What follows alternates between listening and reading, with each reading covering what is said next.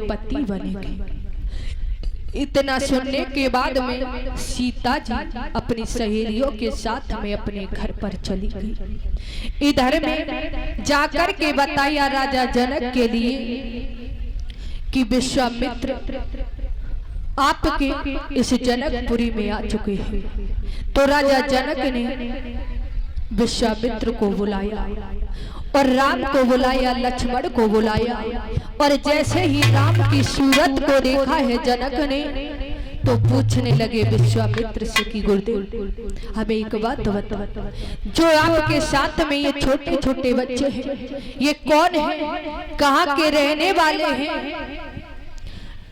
विश्वामित्र कहने लगे कि राजा जनक, ये अयोध्या के रहने वाले दशरथ के पुत्र हैं, लक्ष्मण और राम।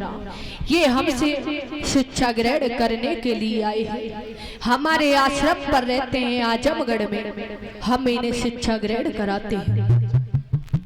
इतना सुनने के बाद में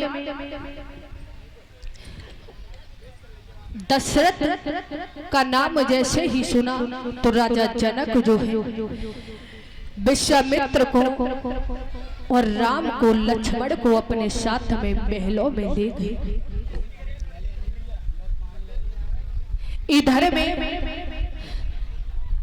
जब स्वयंवर हुआ तो उसी स्वयंवर में धनुष रख दिया और उस स्वयंवर में कहा कि इस धनुष को जो तोड़ेगा वो ही सीता के साथ शादी करेगा।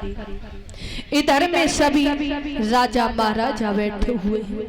इधर में सीता जी जयमाला लेकर के आई, खड़ी हो गई।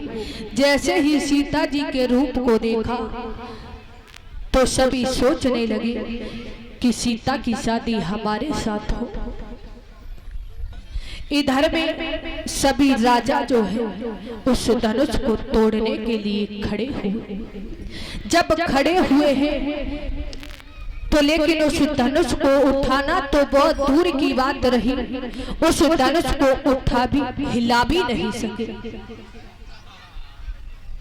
इधर में जब ये दशा राजा जनक ने देखी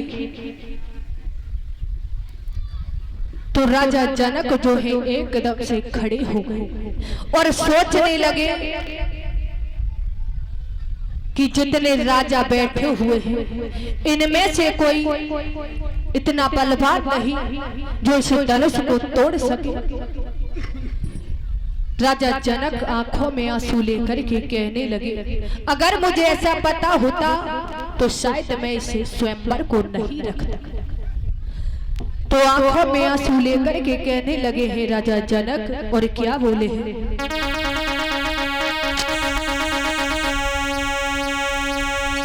कुंवारी लली रही और मैंने